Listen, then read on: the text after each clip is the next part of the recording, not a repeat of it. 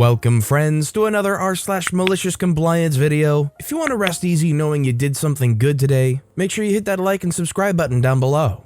And our first story of the day is by LMF Design. This might be too spicy for you. My mom told me the story last weekend of something that happened to her back in the late 70s/early 80s. She worked in a belt factory that employed a diverse array of people, folks from all over the world and with different backgrounds. One of the friends my mom made was Azra, a woman from India. Azra found out that my mom likes food from other countries, so she started bringing in homemade Indian food for her to try. Azra also learned that my mom likes spicy food, so she would bring in her homemade pickle. Indian pickle is nothing like American pickles, which are sweet or pleasantly sour. Indian pickles can be extremely spicy. But my mom was friendly and willing to try new things, so she happily ate whatever Azra brought her. One day at lunch, Azra gave my mom a container of cooked rice and some mango pickle. This particular pickle was wildly hot, but by now my mom had built up a tolerance for spiciness and eagerly tucked in. The factory also employed men who were on work release from a nearby prison. Some of these guys were cool and trying to put their past behind them, not Sylvester. He was a real jerk, always being mean to people, including my mom. While mom was eating the rice and mango pickle, Sylvester came up to her and said, all tough like, "What's that you're eating?" "Oh," responded mom, "it's Indian rice and mango pickle." "Give me some," demanded Sylvester. This isn't the first time Sylvester's bothered my mom, but she thought she could make it the last. Batting her eyelashes innocently, she said, "I'm not sure you'd like it, Sylvester. It's pretty spicy." But like the rude bully he was, he insisted she give him a taste. So she gave him a big spoonful of rice, making sure there was plenty of mango pickle to give it some flavor. Sylvester grabbed the spoon and shoved the food into his mouth. As a big, tough alpha male, he couldn't let on that the food was anything but delicious, but it was clear that he was suffering. He finally swallowed it down, and after that, he left my mother alone. Let me ask you guys, if you were at work or let's say even like school, and somebody kept having a habit of stealing the food you were eating, would you try and make them stop eventually by doing something kind of like what OP did here, where you have some super spicy pepper or sauce or something in there? You know, something to just erode their tongue in one taste? Let me know what you would do to this food bully in the comments down below. Our next story is by Griselda Loves Cats. Be very careful what you demand while screaming at me. My brother and I have never really gotten along. He's very OCD and controlling. I don't respond well to him. As kids, we had chores. More than our friends, but nothing abusive. For several years, I did all the dishes and he did all the laundry. Then when I was 12, he wanted to switch. I got pushed into it. He decided to nitpick every little thing I did with the laundry. After screaming at me for close to an hour for not ironing all of his clothing, I decided to do what he wanted. I figured out how to use the old-fashioned starch, and I used heavy starch on all of his clothing. I went into his room and took every single item out of his closet and drawers and starched and ironed it all. He even thought he had a package of underwear that was new. I found it and starched them and ironed them.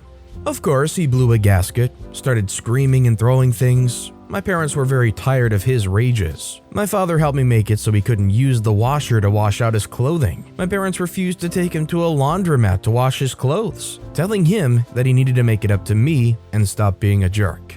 Apparently, he ended up with a rash on his private areas from the scratchy starch. He never again fussed at me to iron anything. I still don't iron. I haven't owned one in almost 20 years, and I don't intend to ever own one.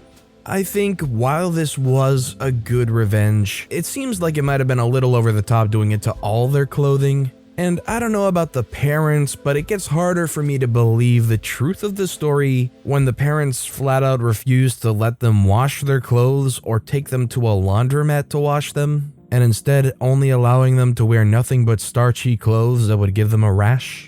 Bottom line though, if you're not paying the person to do your laundry, I feel like the most you can really expect is wash and maybe fold. I just doubt your parents or your siblings are going to want to sit there and iron out all of your clothing.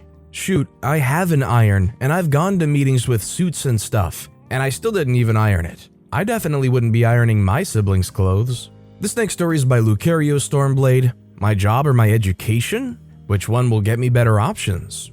When I was going to college for criminal justice, for those curious, I had taken up a part-time job working at Awful House as a part-time prep cook under the delusion/promise that they would work with my schedule. Everything was fine for the first half of the semester. I was finishing classes at 3 p.m., getting dressed for work, and clocked into my job at 5 p.m. sharp to work 5 to 9 p.m. 5 days a week. Then comes the finals, which, in my college, ran a different schedule than my actual classes for some reason. Don't ask me why I don't work in administration, it was weird to me as well. My Monday and Tuesday final were okay, as they were finished by 2:30 p.m. Wednesday's final finished at 4:30 p.m., and Thursday and Friday's final started at 2 p.m. and finished at 5 p.m.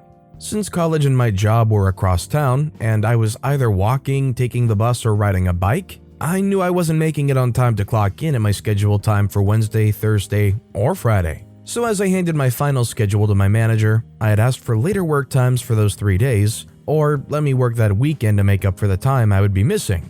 The manager replies, "You need to choose, your work or your education. You college kids give me nothing but trouble." I tried to say back, "But sir, you said you would work with my college schedule, and this final schedule is important." He says, "No, I said I would work with your college schedule. As this final schedule doesn't exactly align with your college classes, I'm not obligated to work with it. If you don't like that, you can just quit." "No problem," I replied, taking off my apron, visor, name tag, and was about to take the shirt off when the manager squeaks out, "What are you doing?" "I'm quitting, effective immediately. You won't comply with my finals, you're not obligated to." I used air quotes on that. So, in order to assure a passing grade in my classes, I have to attend the finals. I took my shirt off and piled everything on his desk. I grabbed my other shirt that I'd worn in that day, put it back on, and walked out. I never worked another food job again. Kudos to OP for not only sticking up for their education, but being bold enough to display that that's not okay and that taking your finals is way more valuable than that food job at Awful House. Maybe in the future they'll just avoid college kids, which I doubt because that's probably a lot of their workforce. Maybe in the future they'll actually try and work around it, lest they continue to have higher turnover. This next story is by LJRDXYH. Don't want to give out boxes? Fine, gift wrap everything. Back in the day, my mom used to buy out-of-season clothes in the Northern Hemisphere and sell them in the Southern Hemisphere to finance her trips back home. She loved getting items from the 80 and 90% off rack and would sometimes get in excess of 50 pieces from a store. She would then ask for 50 boxes and wrapping paper to wrap the items for her customers once sold. This one time, the cashier refused to give her the boxes she asked for, so she asked for the manager. The manager basically said the same thing. They could not or won't give her the boxes she needed. So my mother, with a smile on her face, said, "Okay, that's fine. Could you please gift wrap these 50 items then?" Defeated, they gave her the boxes. I'm just gonna go out on a limb here and assume that stuff like this happening is maybe what led to them giving up on the whole customary gift wrapping and box options. At least if they're still doing it in places, I just never hear about it. But I guess that would probably happen when 99% of my orders come from the giant River website. Our next story is by Born Sandwich 176. HOA board campaign to do nothing. I lived in a small 18-house neighborhood that had a deed-restricted HOA. We had a minimal common area along the main entry street that needed maintenance and some drainage infrastructure that needed to be maintained. Not much work had to be done at all. No one wanted to be on the board, so I ran for the board with the slogan, "I will do nothing more than is legally required to fulfill the legal requirements of the HOA." This slogan was enough to get 4 more neighbors to run with the same slogan. We had the typical committees, all with the same members and with the same idea: leave everyone alone, fulfill our legal obligations, and move on.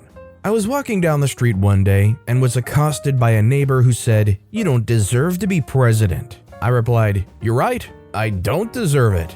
This really set her off, so she started yelling at me about all the things I should be doing, planting a specific kind of flower, forcing her neighbors to do unregulated things by the HOA.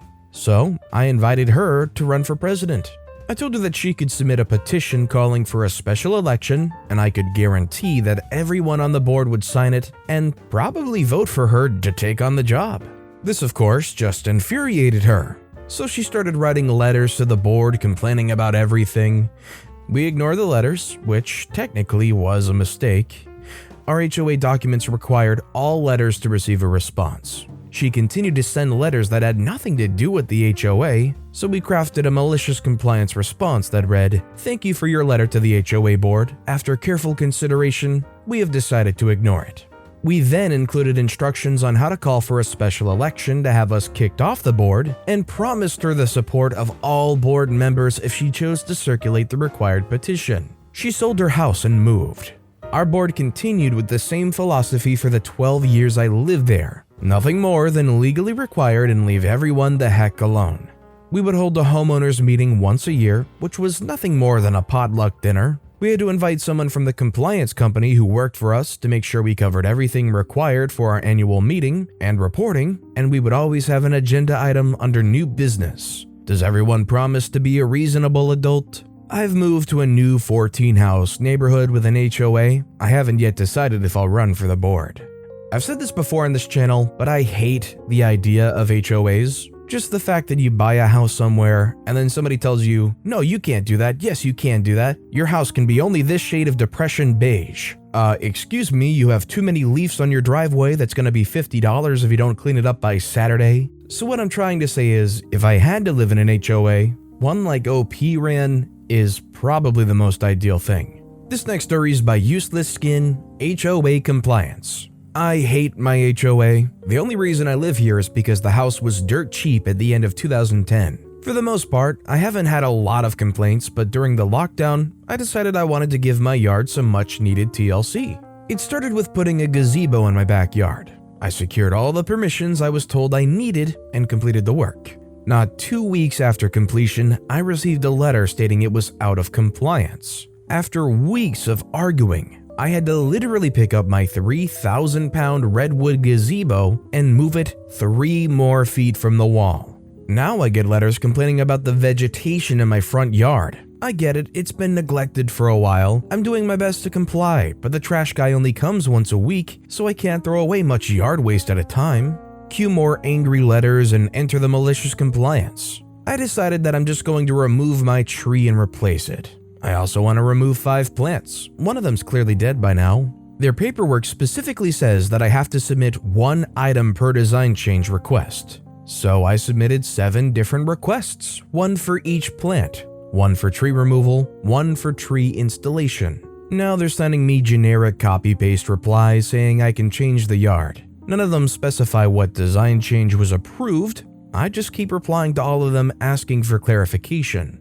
The last one I got said it was for the tree removal and planting of a new tree, but it didn't include the original letter or even a reference number, so I just replied back that I would like the specific letter included in the email so I can have an approval paper trail. They burned me bad with the gazebo incident. I won't get burned again, and I'm having a grand time wasting as much of their time as possible. I smile every time I reply to an email asking for specific information. If an HOA is screwing you over like this, you kind of have to stoop to their level and play hardball. You know that HOA is going to continue to annoy you, so what's the harm in you trying to annoy them? And our final story of the day is by VTH2. Why you complain? You never requested the payment. So this is a story from a teacher when I was studying in law school. It was in civil law class, and he was explaining the difference between cancellation and payment. In my country, it's common to hear people use the term cancellation when they request any payment. Although this is not the right way to use the term legally. The right definition in civil law is this: a record made on a title by the creditor, followed by his signature, and intended to prove payment of the debt. So cancellation is when you sign a record to prove that you've already paid. That's it. So my teacher told us that one day he had 3 clients with the exact same problem. Their landlords were requesting them to cancel a huge amount of debt and rent. My teacher took their cases, and with each one, he sat with the clients and the landlords, handled the cancellation agreement, and made them sign it. Each one of the landlords asked, "So where's my money?" And my teacher replied, "Money? Oh no, you never requested payment, just a cancellation, and the cancellation's done. Goodbye." He made an incredible amount of money that day just by doing that. More than anyone can expect to do in my country in 1 year if you're lower or middle class, just by making them sign a paper. The landlords got nothing, and there was nothing they could do about it because, legally, it was already settled. That's why using the right legal terms the right way is important. I never finished law school, but sometimes I miss it for the stuff like this. I think more than anything that just strongly reinforces the basic principle of know what you're asking for and also know what you're signing. Honestly, I myself have been kind of dumb before and agreed to contracts, signed things that seemed too good to be true, and you realize that you might actually get what you expected to get out of it, but there is some kind of catch to it. Just be careful and know what you're signing and asking for. But with that being said, that's all the time we have for today. So of all these stories I've read today, which is your favorite and why? Let me know in the comments down below. And if you haven't yet, if you could like and subscribe, that would mean a lot to me. Whatever you do, whether it's liking, subscribing, turning notifications on, all of it helps grow this channel and I appreciate the heck out of it. So until next time, I'll see you all tomorrow with some more stories.